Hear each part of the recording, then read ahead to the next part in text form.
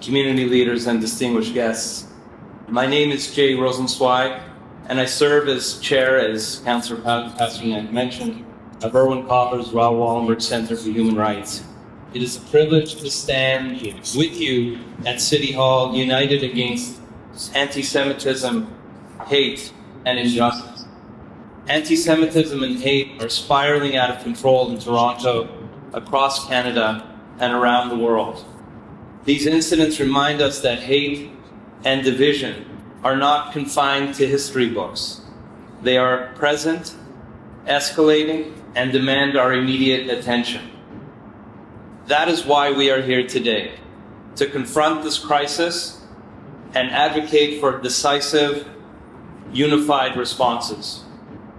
As we all know, Professor Kotler has been the target of an Iranian assassination plot. He has described this as a wake-up call for all of us. Iran's campaign of transnational repression is not just a threat to individuals. It's a direct assault on our shared values of democracy, human rights, and security. These threats, both transnational and domestic, demand urgent action to defend freedom and justice.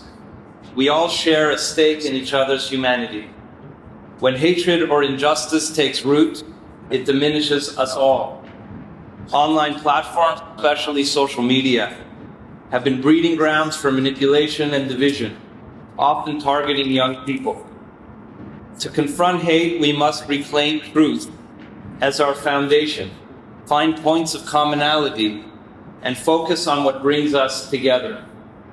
This fight against hate must extend beyond one community. Anti-Semitism and hate are part of a broader pattern of division, and no group is immune. When we build alliances across communities, we find strength in our shared humanity. I've been working with Van Jones on forming a Black-Jewish coalition because these alliances are vital.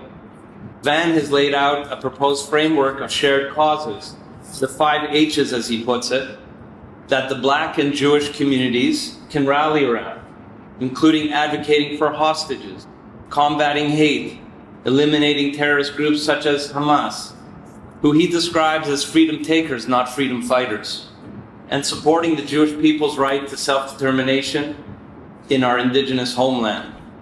Hostage advocacy deeply resonates when we remember that members of the Black community were forcibly brought to North America against their will. Similarly, the Black community understands the dangerous repercussions of hate, and their support helps us all stand together strongly against anti-Semitism and racism. We must build alliances with all communities, as I've seen firsthand through partnerships with Muslim, Asian, and Indigenous communities, some of whom I thankfully and appreciatively see here today. When Jewish people speak with Indigenous communities in Canada as one Indigenous people to another, it fosters understanding. Finding commonality is not just possible, it's essential. Closer to home, my Rosenzweig report on women in leadership, now in its 20th year, emphasizes the urgency for justice, equity, and the protection of women's and girls' rights, an issue brought into sharper focus after the atrocities of October 7th. The report features voices from diverse backgrounds, showing that while we may not always agree, we can still find common ground and work together to advance shared goals. Together we can build a world where disagreement sparks dialogue, not hate, where respect is the foundation, not the exception, and where the humanity we share shines brighter than the forces that seek to divide us. Thank you.